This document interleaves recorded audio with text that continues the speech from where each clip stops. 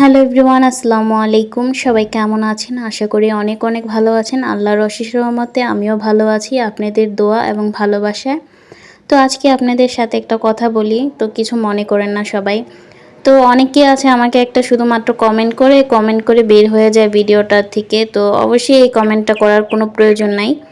আর অনেকেই কমেন্ট করে, কমেন্টের পাশাপাশি একটা লাইক করেন প্লিজ। অনেকে দেখা যাইতেছে কমেন্ট অনেক বেশি আসে কিন্তু লাইক আসে না। এবং অনেক কমেন্ট হয়ে গেছে আমার, কিন্তু ভিউ আসে না। মানে পুরো ভিডিওটা না দেখে একটা কমেন্ট করে বের হয়ে যায় শুধুমাত্র। তো তাদেরকে বলবো যে প্লিজ একটা কমেন্ট করে বের হয়ে যাবেন না।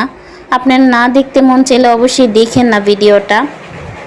আপনাদের যদি না ভালো লাগে দেখার কোনো প্রয়োজন নেই, কিন্তু শুধুমাত্র একটা কমেন্ট করে বের হয়ে যায় না। যাই হোক, অনেক কথাই বললাম। তো আজকে আমরা বারান্দায় রান্না করতেছি, তো আপনাদের সাথে শেয়ার করব না তাই কি হয়। তো আজকে মা মেয়ে বসে বারান্দায় রান্না বাড়া করব আর আপনাদের সাথে শেয়ার করব। তো বারান্দায় আমরা সব মশলা মশলি নিয়ে নিলাম। মশলা ছাড়া তো আর রান্না করা যায় না। আর এই তো দেখাচ্ছি আমার বারান্দার গাছগুলি অনেকটা মরে গিয়েছে, জানি না বদনজর লেগে গেছে। গাছগুলি মাশাআল্লাহ দিলে অনেক সুন্দর ছিল, কিন্তু ওই যে কথায় আছে না, মানুষের মুখ লাগলে ওই জিনিসটা আর ভালো থাকে না। তো আমার গাছটা জ্বলে গেছে। যাই হোক, আল্লাহ চাইলে আবার এই গাছগুলি সুন্দর হবে, আল্লাহ পাকেই ভালো জানে।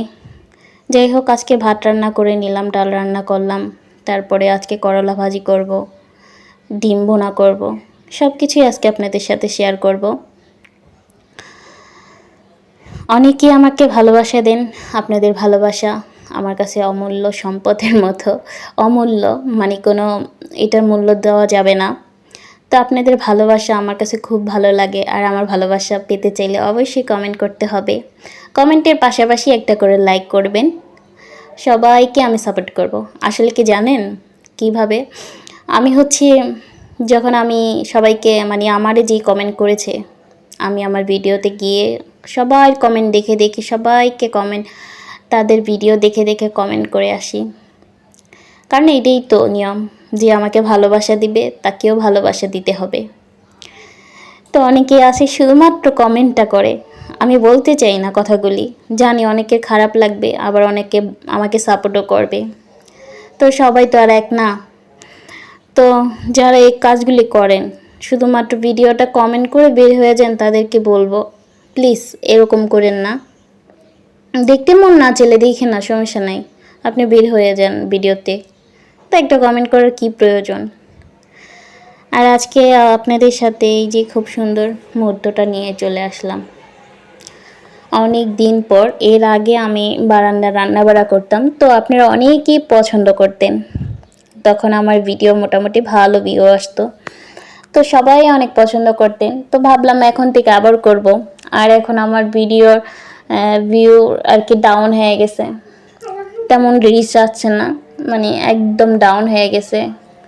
তো অবশ্যই একটু সবাই আমার ভিডিওটা সময় নিয়ে দেখবেন, তাহলে অবশ্যই হয়তো আমার আইডিটা আবার ঠিক হয়ে যাবে। তো অবশ্যই প্লিজ একটু সাপোর্ট করেন, আপনারা এতটুকু কাজ করেন। আর আজকে করলা ভাজি কাটছি, আর মা মেয়ে বসে বসে রান্না করছি। মেয়েকে ডিম সিদ্ধ করে দিলাম। সব কিছুই আর কি দেখাবো আপনাদেরকে, আস্তে আস্তে দেখাবো, একবারে তো সব দেখানো যায় না। তো ভিডিওটা আস্তে আস্তে দেখেন কি কি করছি, তো সব কিছুই দেখতে পারবেন। আচ্ছা বলেন তো, আপনাদের ভালোবাসা আমার কাছে খুব ভালো লাগে। আর কি বলবো, কোনো ভাষাই নেই। যারা আমাকে ভালোবাসা দিয়েছেন তাদেরকে অসংখ্য ধন্যবাদ, যারা এখনও আছেন আমার সাথে তাদেরকে অসংখ্য ধন্যবাদ। আর কে কোথা থেকে আমার ভিডিওটা দেখছেন প্লিজ কমেন্টে বলে যাবেন।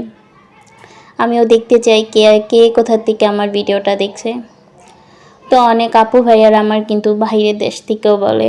তো একটা ভাইয়া আমাকে মালয়েশিয়া থেকে নাকি, যাই হোক মালয়েশিয়া নাকি জানি একটা রাষ্ট্রের থেকে আমার ভিডিও দেখে।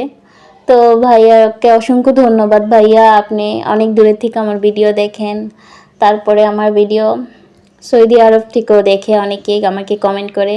ওই আপুদেরকে অসংখ্য ধন্যবাদ। আপনারা এত দূরের থেকে আমাকে আমার ভিডিওগুলি দেখেন, আমার খুব ভালো লাগে আপনার কমেন্টগুলি পেলে, মানে এত ভালো লাগে কি বলবো। তারপরে অনেক সুইজারল্যান্ড, তারপরে অনেক দূরে রাষ্ট্রে, ইন্দোনেশিয়া, অনেক জায়গা থেকে আমাকে অনেক আপুরা ভাইয়ারা কমেন্ট করে, আঙ্কেল আন্টিরাও অনেক কমেন্ট করে। তো তাদেরকে বলবো অসংখ্য ভালোবাসা, আমাকে এত ভালোবাসা দেওয়ার জন্য আপনাকে অসংখ্য ধন্যবাদ। আচ্ছা, ধন্যবাদ দিয়ে সবাইকে ছোট করব না, কারণ সবাই তো ভালোবাসা দিবে দেখেই তো আজকে এতটুক জায়গায় আসতে পারছি, বা সামনে আরও এগিয়ে যাব। যাই হোক, মানুষের জীবনে অনেক বাধা, অনেক কিছু আসে। তো ভিডিওটা অনেকে খারাপ চোখে দেখে, আমি বলবো প্লিজ খারাপ চোখে দেখবে না। আমরা তো এখানে খারাপ কিছু করতেছি না। তো এখানে আমাদের কোনো অন্য কোনো অশ্লীল এমন কোনো পোশাক পরে আমরা ভিডিও বানাইতেছি না যে সেগুলি দেখলে আপনাদেরকে খারাপ লাগবে বা আপনারা খারাপ চোখে দেখবেন। অনেকেই ভিডিওটা পছন্দ করে না, কেন? আমরা তো খারাপ কিছু করছি না। আমরা ভদ্রভাবে যেরকম আমাদের মুসলমানরা আমরা যেভাবে পর্দা করে ভিডিও বানাই সেভাবেই করি। তো হ্যাঁ, এখন অনেকেই বলবেন, অনেকেই আছে অন্যরকম ড্রেস পরে, শরীরে ওড়না নেয় না, ভিডিও বানায়। তো ওরকম কিন্তু আমরা না। আমি অন্ততপক্ষে আমি এগুলি করি না। আল্লাহ পাক আমাদেরকে ইজ্জত দিয়েছে, ঢেকে রাখার জন্যই দিয়েছে। তো ওইভাবেই আর কি ভিডিও বানানো হয়। যাই হোক, মাঝে মাঝে যদিও কোনো ভুল হয়ে থাকে তাহলে সবাই ক্ষমা দৃষ্টিতে দেখবেন। করলা ভাজি হয়ে গিয়েছিল, আর ডিম সিদ্ধ মাশাল্লাহ মোটামুটি হয়ে আসছে। আর এখানে এই তো ডাল রান্না করে রেখেছি, আর ডালটা এখন ঘরে নিয়ে যাব, কারণ ঢাল বাজি হয়ে গেছে, কারণ অনেক মাছি আছে। ডিম সিদ্ধ করার পর মেয়েকে একটা ডিম দিলাম যে আম্মু তুমি খাও, আর মেয়ে আমাকে লাইক দেখাচ্ছে যে আম্মু অনেক লাইক, আর সবার কাছে লাইক চাইতেছে যে সবাই আমার আম্মুকে লাইক করে দিবেন। তো অবশ্যই কিন্তু একটা লাইক দিতে ভুলবেন না, অন্ততপক্ষে আমার জন্য, না হলে আমার বাচ্চার জন্য। এই তো 5টা ডিম সিদ্ধ করেছিলাম, সেখান থেকে 4টা ডিম রেখেছি, আর একটা ডিম আমার মেয়েকে দিয়েছি। ও ডিম সিদ্ধটা শুধু এমনি খায়, রান্না করলে ডিম খায় না, তাই ওকে একটা ডিম এমনি দিয়ে দিয়েছি। আর এই 4টা ডিমে আমরা আজকে খাবো, আমি আর আমার হাজব্যান্ড, আমরা দুইজনই খাই, বেশিরভাগ আমার বাচ্চা খায় না, যার কারণে ওকে একটা ডিম সিদ্ধ করে দিই, যাতে সিদ্ধ ডিমটা খেলে ওর পেটটা অনেকটু ভরা থাকে। আর আমার মেয়ে এমনি ভাত খেতে চায় না, একটু খিচুড়ি হলে অনেক পছন্দ করে, খিচুড়িটা অনেক পছন্দ। যাই হোক, আমারও খিচুড়ি পছন্দ, কি বলবো, হয়তো আমার মেয়ে আমার মতোই হয়েছে। আমার কি বলবো, আমার বাচ্চা যখন পেটে ছিল, আমি যখন প্রেগনেন্ট ছিলাম, তখন আমার অনেক খিচুড়ি খেতে ইচ্ছা করতো, অনেক।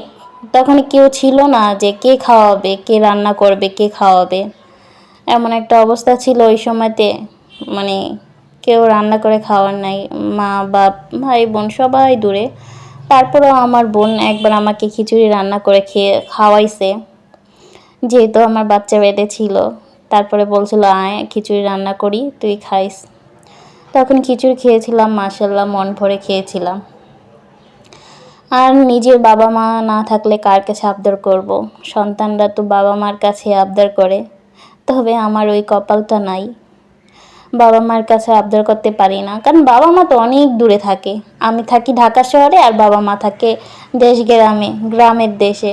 তো কিভাবে আবদার পূরণ করবে এত দূরের থেকে? যার কারণে খিচুড়িটার প্রতি অনেক নেশা আমার। এখনও খাই আমি প্রচণ্ড খিচুড়ি। আমার এখন একটু গরমের লেগে খাই না, তবে মাঝে মধ্যে খাই। যখনই বৃষ্টি হয় তখনই খিচুড়ি রান্না করে খাই, যখন খুশি তখনই খাই।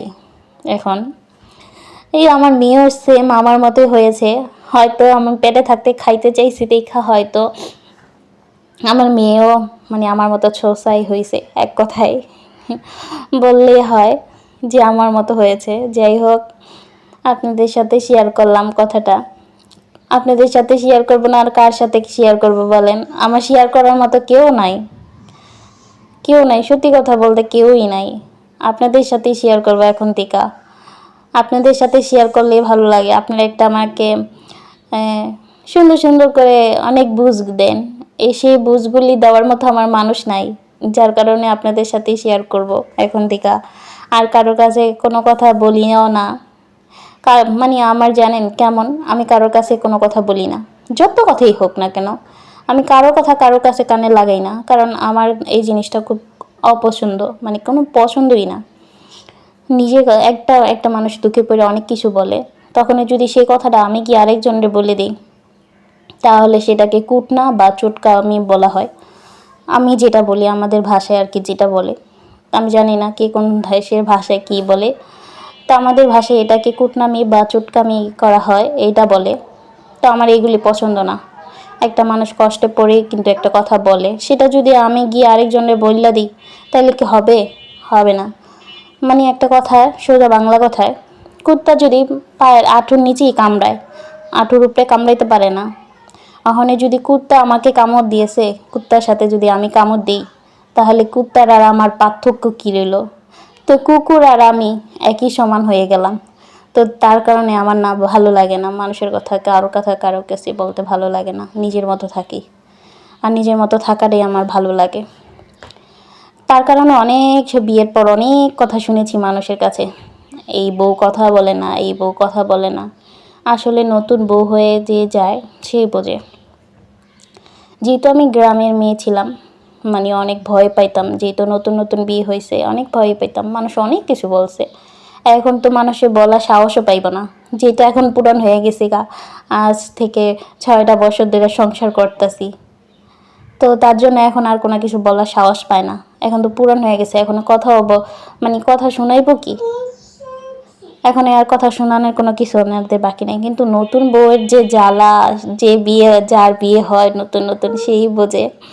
যাই হোক, এই সময়টাও কিন্তু পার করা অনেক কষ্টকর, আর ভালো লাগে, এখন ভালো লাগে যে ওই সময়গুলি হয়তো ভালো ছিল বিয়ের আগে, বা বিয়ের নতুন সময়গুলিও খুব ভালো ছিল।